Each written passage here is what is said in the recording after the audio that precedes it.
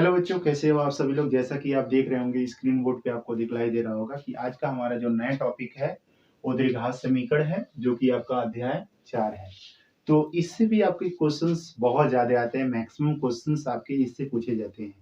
तो आज का हमारा जो टॉपिक है बहुत इंपॉर्टेंट होने वाला है, और इस वीडियो को ज्यादा से ज्यादा लोगों के पास शेयर करें, और साथ ही साथ वीडियो को पूरा पूरा देखें बिना स्किप किए, तभी आपको फुल्ली नॉलेज मिल पाएगा। तो चलिए वीडियो को शुरू करते हैं, ठीक है ना।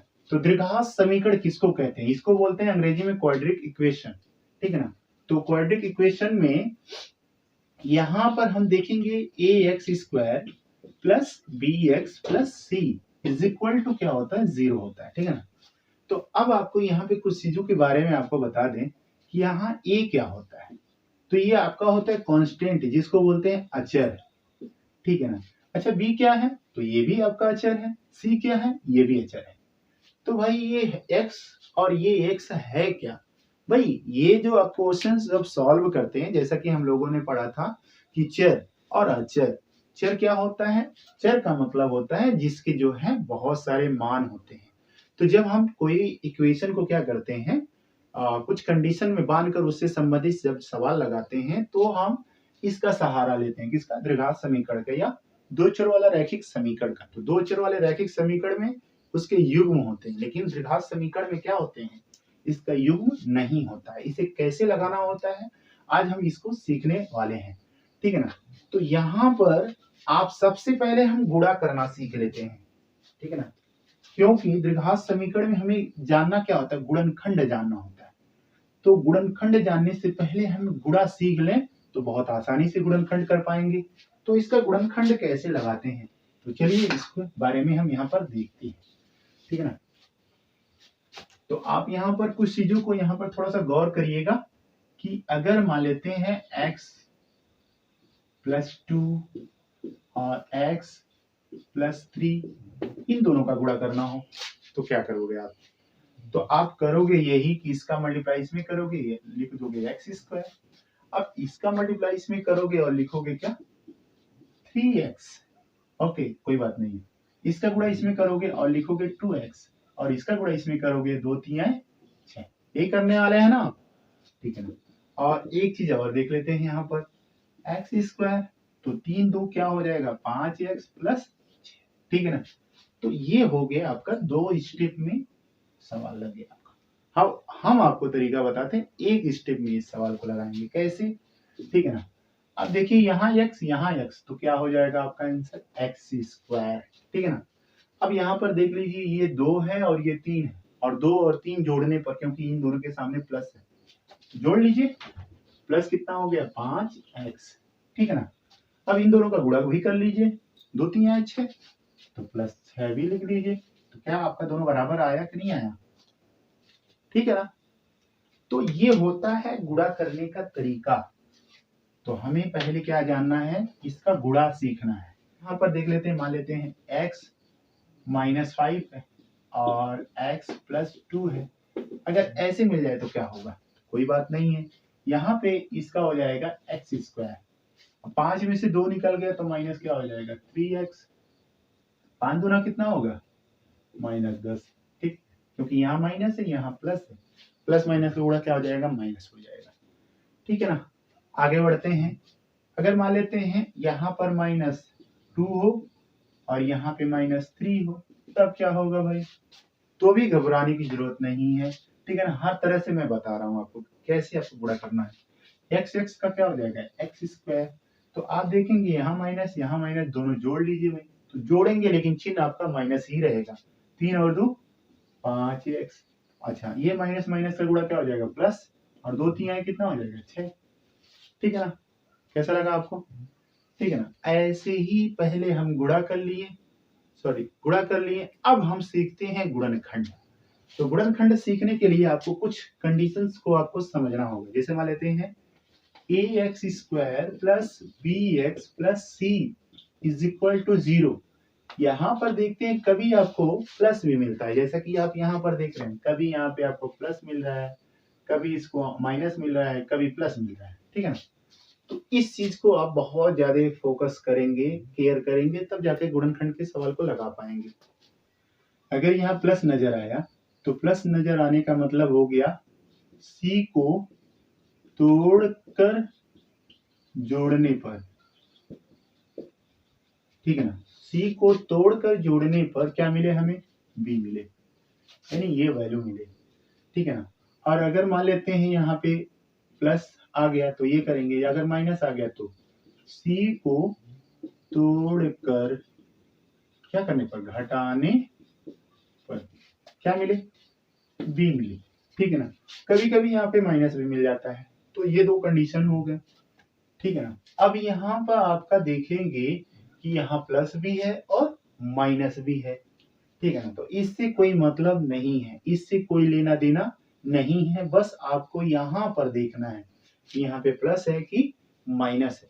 तो ये सवाल को मैं दो तरीके से बताऊंगा, एक शॉर्टकट तरीके से और एक आप जो है जैसा कि आप 2 4 10 लाइन 15 लाइन 20 लाइन जितना भी आप सवाल लगाते हैं उसी लाइन में हम इसको लगाने की कोशिश करेंगे। तो चलिए अब देख लेते हैं कोई सवाल यहाँ पर। तो गुणनखंड कैसे करते हैं, तो आप यहाँ पर देख रहे हैं सबसे पहले क्या नजर आया आपको, प्लस। तो प्लस नजर आए तो यानी किसी को पहले तोड़ दो, तो 3 दूना 6 हो गया। भाई गुणा करने पर 6 मिलना चाहिए।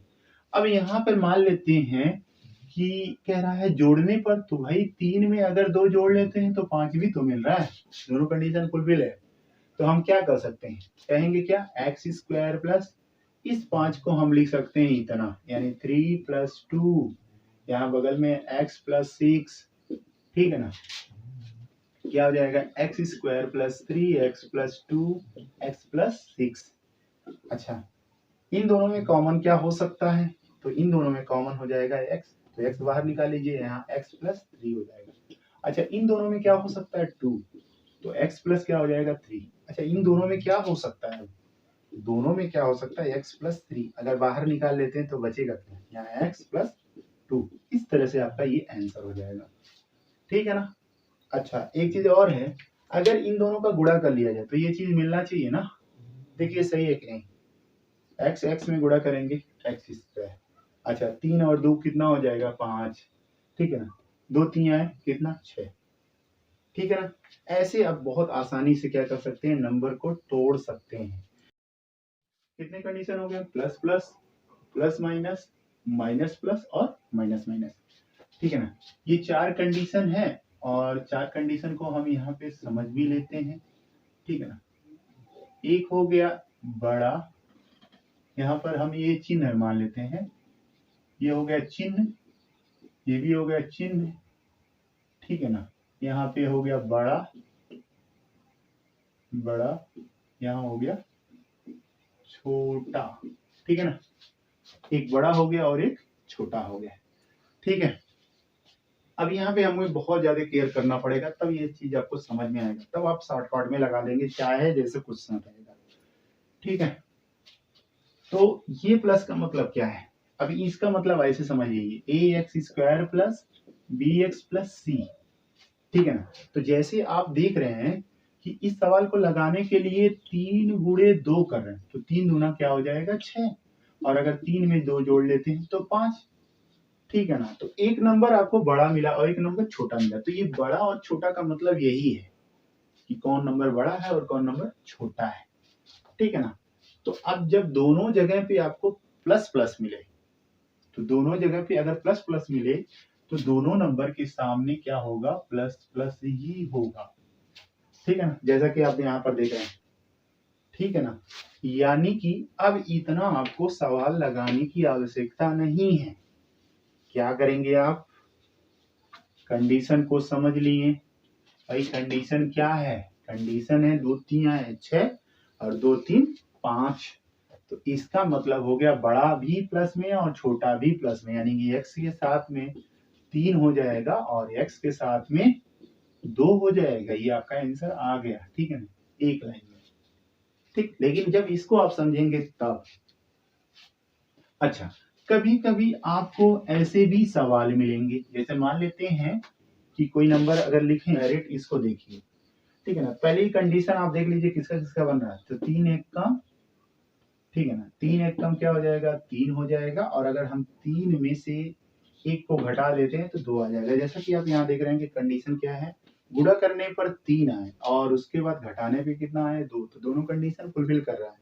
तो बड़ा नंबर क्या हो गया आपका ये और छोटा नंबर क्या हो गया ये, ठीक है ना। तो अब आप क्या कर सकते हैं, इसके द्वारा अब आसानी से तुरंत आप क्या करेंगे, x+3 यानी कि बड़ा नंबर जो रहेगा वो प्लस में रहेगा और छोटा नंबर क्या रहेगा, माइनस में रहेगा।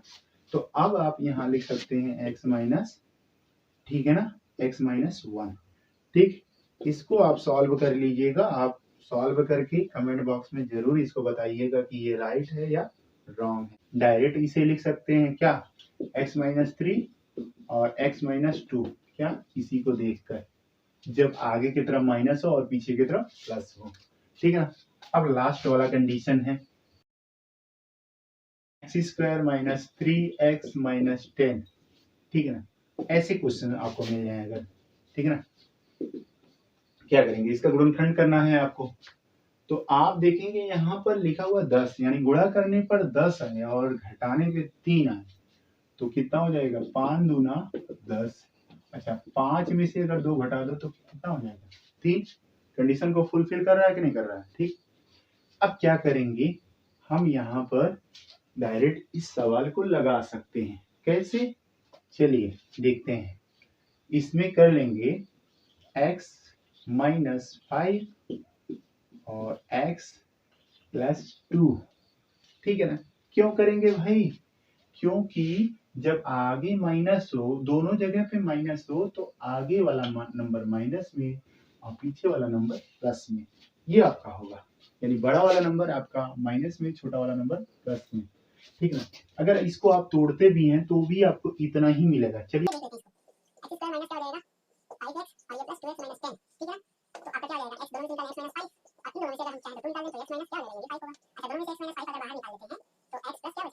माइनस है और छोटे नंबर के सामने प्लस है, ठीक है ना। तो आपको ये द्विघात समीकरण का बेसिक चीजें थी जो आपको जानना जरूरी था। अगले वीडियो में आपको बताया जाएगा कि कैसे कैसे क्वेश्चंस आपके एग्जाम में पूछे जाते हैं।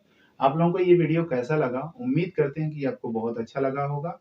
इस वीडियो को ज्यादा से ज्यादा लोगों के पास शेयर करें और वीडियो को स्किप ना करें, वीडियो को पूरा पूरा देखें, क्योंकि आप ही लोगों के लिए मैं वीडियो बना रहा हूँ और 3 महीने के अंदर आपका, जैसा कि बोला गया था कि आपका कोर्स कंप्लीट किया जाएगा, तो हम उम्मीद करते हैं कि आपका कोर्स उससे पहले ही खत्म करेंगे। Thank you so much, bye bye.